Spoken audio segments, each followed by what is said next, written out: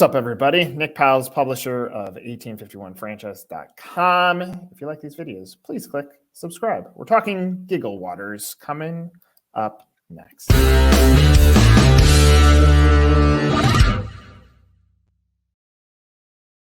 right, Rachel, actually, before we talk brand, we're talking you. Tell me your franchise story. How do you even end up in a place where you want to create a franchise? It's funny because it started where I would never consider franchising. I've actually done a full 180 on this. And that's because I was a field support rep. I was a vice president of operations for an international education company dealing with turnaround management with struggling franchisees. And so I saw a very different side of franchising. I saw people who had invested their life savings in maybe a company that didn't meet what they were looking for, or maybe were a mismatch, or maybe wanted to be in a different industry altogether, and then they're just trying to make it work. And you're now in a marriage, right? This is a time where I'm not managing staff. I'm actually helping owners. And so I can't fire or replace anybody. I've got to make it work. We have to find a way to make it work. And seeing that and feeling the pressure of that, and certainly when I'm there working with them, they're doing fantastic. But then when I leave, if they're not keeping up that marketing momentum and all the things that we worked on, they're starting to struggle again. And it kind of turned me off to franchising, to be honest, at the beginning. And that was my entry point into what franchising was. That was a number of years ago. I won't say how many Grays came since then, but what I will say is, I've given it thought. Someone came up to me and said, "This is such a franchisable, replicable idea that you have." And I went, "Oh my God, no franchising. I've been through that. I don't want to do it." And I sat back and thought about what I liked about it and what I didn't like about it. What I liked about it is I got to work with a founder and understand what the growth strategy was and understand how this could be beneficial. And I really got to develop support and what support looked like in our team and help make some really positive changes. And so as I thought about could I revisit franchising, and if I could start over, if I could have started that system over, what would I do differently? And it really led me to believe that the selection process is so hypercritical. Finding people who align with your core values is so hypercritical. People who are capitalized enough to make sure that they can take a risk is hypercritical. And I think the idea started to kind of just spark fire in me. Like, what if I could choose my franchisees? What if it was a marriage I chose and not one I inherited? And it kind of turned me around on it. So in the last few years, we have really put our energy towards what would it look like to franchise a Gigglewaters. And we're moving slow and steady in this process, but I'm excited about it. I usually wait till later in the conversation to unpack things that I see, but I want to acknowledge the way that this opens, because your story goes to a point where I don't want to be in franchising because I've seen people get burned.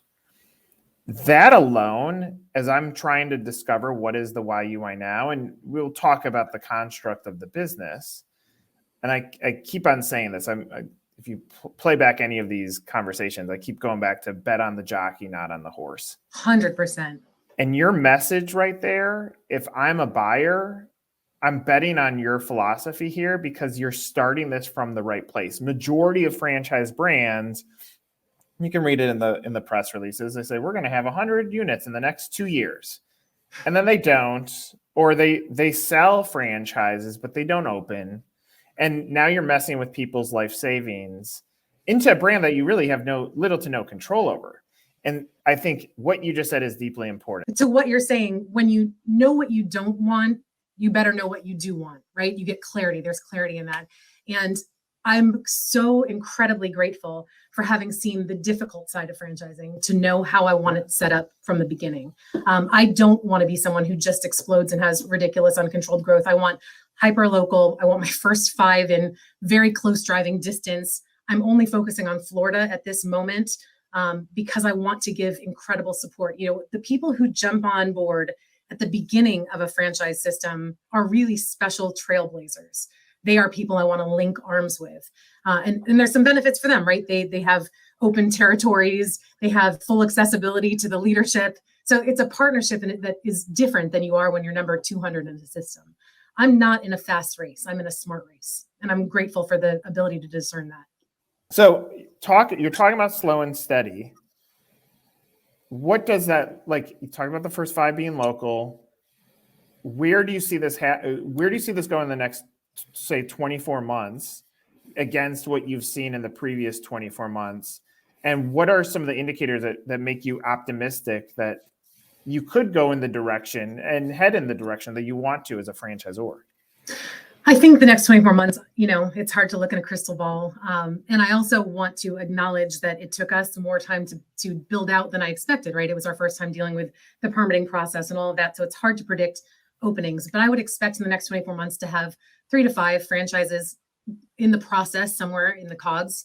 And I think, like I said, I want a concentric growth. I think one of the issues that I saw firsthand was how unnecessarily difficult it is to take the check from Illinois and to take the check from California and to Colorado and not have any depth of brand awareness, right? If Gigglewaters can grow in a more concentrated, specific way, we can start to develop kind of the awareness of what Gigglewaters is. And I've seen that personally, just from the food truck to the restaurant. I mean, the more that I roll that 30-foot billboard down the street, the more people that are coming in droves to the restaurant, right?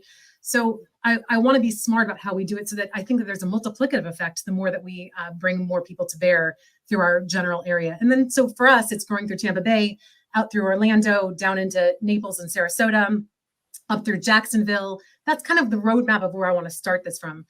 Beyond there, I would probably go up into the Southeast, across the West, avoiding registration states and kind of finding the sweet spots that we want to grow, but in a smart way. I mean, certainly, a great operator who is a cultural core value fit is going to be the priority, but they also have to be in an area that makes sense for the overarching kind of growth that we see for the whole company. Are you making an item 19? We have, with top line revenue. Yep. What's that number say? It was just over 2 million last year. It's great. It's in 2,800 square feet. So for a restaurant, it's pretty remarkable. Well, and I'm very excited to share the 2023 as it comes out. Those numbers are very exciting. And I mean, this is my perception. We were talking about this before we went on, but Safety Harbor, there's definitely some tourists that would come there, but it's got to be pretty localized. Like, your customers have to live in a nearby community to become a fan. I would imagine that's the bulk of that 2 million, right? You would think. So we did some analysis with Locate AI, actually, to kind of understand kind of where our customers are coming from. It's on average a 10-minute drive. Safety Harbor is an interesting demographic because it's 17,000 people. It's a tiny little town surrounded by 3 million people, right? So it's 80,000 within 3 miles and then 3 million throughout Tampa Bay. So if I were just looking on a map, half of my 5-mile radius is in the water. So you would think that's terrible, but there is more than just like the foot traffic and the walking traffic and the local traffic. There is a sense of community and camaraderie in the restaurants in Safety Harbor that is really, really unique. All of the restaurants work together. We are all friends. We all message on a group thread and say, hey, run into Restaurant Depot. Anybody need anything? We all work together. We coordinate marketing initiatives together and street festivals. When we do our third Friday, we coordinate the music and the way that we move the crowd from one end of the street to the other. Like, it's a really collaborative, cool environment in which the locals absolutely take care of us.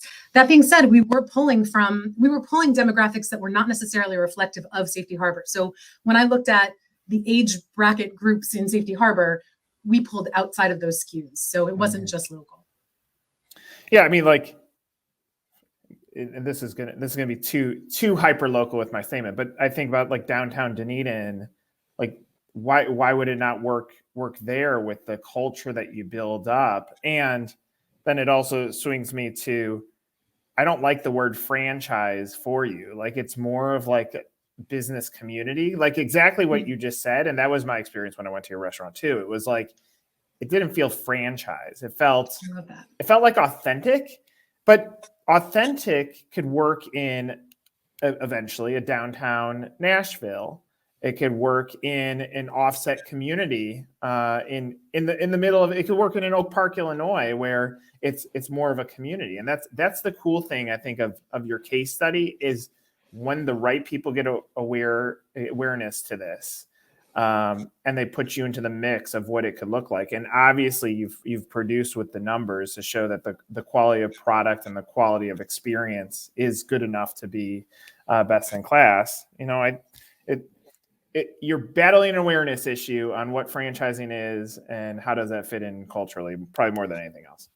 I don't think you're wrong. And I think that the downtown community, different downtown communities like a Dunedin. I think that one would be a little cannibalization from us currently because it's a little bit close, but any of those walkable community-based downtowns, and that really aligns with, we have a core value of caring about our community, which during COVID, we spent all of our time feeding the front lines and working with the community. And that's a part of who we are. So finding those niche areas around the country that have that walkable area that you can take care of the people who are then in turn taking care of you, I think that lends to that authenticity you're talking about. So let's just say there's a candidate who's watching this. Now, one, I feel like in any food product, they have to go experience it. Like you getting a lead from Orlando right now does nothing unless they've gone and experienced the brand. But if they go and experience it, what else do you want them to know about the opportunity that we haven't discussed? Yeah, it's funny. We have had leads from Orlando that have driven over, which has been great. Good. And yes, I agree with you. You have to walk in and feel what Gigglewaters is. It's really hard to provide that through a photo or a video or anything like that. I want them to understand some of the things that are special about Gigglewaters, how multi-generational it is. And I think that's rare and special. It is a place that grandparents love and their 18-year-old grandson loves. It is a place where a dad brings their son to watch Star Wars on the big screen for the first time in his life. I mean, those kind of experiences, I think, happen at Gigglewaters that don't happen elsewhere. We just had a wedding proposal that was the coolest thing to be a part of. For people who don't know, Gigglewaters is a restaurant and bar, but in the back room, there's a 32-seat intimate movie theater where you can eat and drink full menu while you watch a classic film. So this couple was coming. They reached out to us ahead of time, and their favorite movie is Nightmare Before Christmas, and he wanted to do this big proposal. So my husband edited a trailer of Nightmare Before Christmas 2, the sequel, and I announced to the crowd that Tim Burton himself was testing the sequel of Nightmare Before Christmas 2, and we needed that he was going to stream it in a couple little independent theaters around the country. We were going to be broadcasting the immediate reaction so he could see it. The audience is losing their mind. So these are diehard Nightmare Before Christmas Tim Burton fans. So we go through all of this. The movie ends. Are we ready? Everyone's screaming. It opens to this amazing Tim Burton, the snowflakes and the animation and the music, and then it dissolves into a video of one of our audience members proposing to his girlfriend. Wow. And watching the faces of everyone in the theater when they realized what was happening. Their parents came in the back. They snuck in the back of the theater. We had videographers taking pictures and video of the whole thing. She said yes. Everyone erupted. Those are the kind of moments that happen at Gigglewaters that don't happen other places. And that's what I'm excited to share. So, such an authentic approach here. That's why you're not a franchise. The franchise might be the vehicle, but it's like there's something more powerful and magical about what that experience is. And you can hear it in your opening that you're going to treat your franchisees the same way, and maybe that is the right path. Well, Rachel, thanks so much for sharing some of your story with us. I look forward to seeing where the story goes. I appreciate it. Thank you, Nick. For Rachel, I'm Nick. This is another episode of Meet the Zor.